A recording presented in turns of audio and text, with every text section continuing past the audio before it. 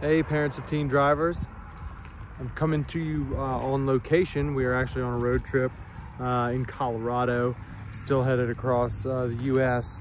But one of the things I wanted to bring up today, my wife Jen and I were talking in the car as we were driving, and we were discussing what the actual numbers on the interstate mean, like for the exits and for the numbers of the actual interstates themselves.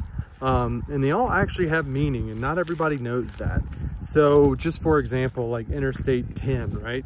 The 10 means it runs from east to west because it's an even number.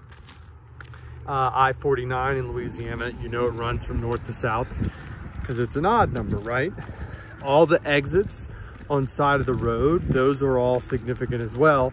They correspond with the mile marker that they're on. So if you're in like Lake Charles, the numbers of the exits are going to be lower than if you were in, New Orleans or Slidell on I-10.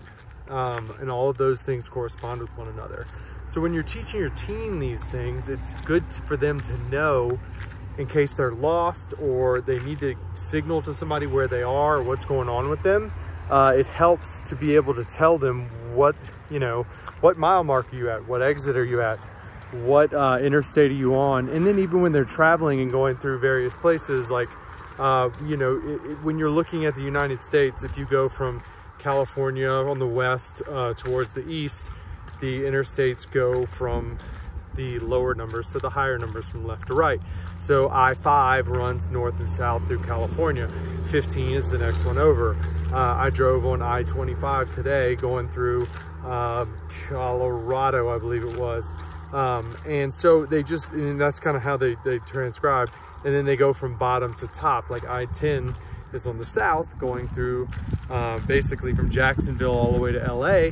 And then as you go north, the numbers go higher and higher and higher, but they stay even going east to west.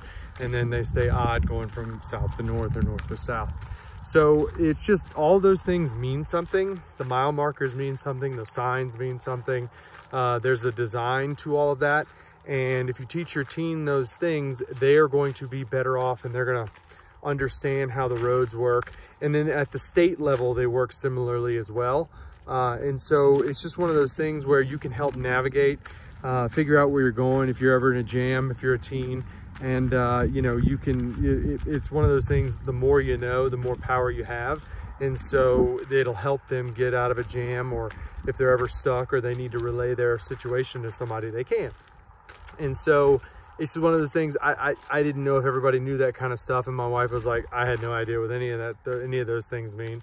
And for the nerdy lawyer in me I was like, well, I remember that from driver's ed. So anyway, wanted to pass that information along. And if anybody has any other helpful information that they know of with regards to interstates, highways, and those types of things, and the numbering of it all and the naming of it all, please feel free to pass that stuff along. And again, Seth Smiley from the Smiley Law Firm for another edition of Parents of Teen Drivers Facebook group. Talk to you again soon.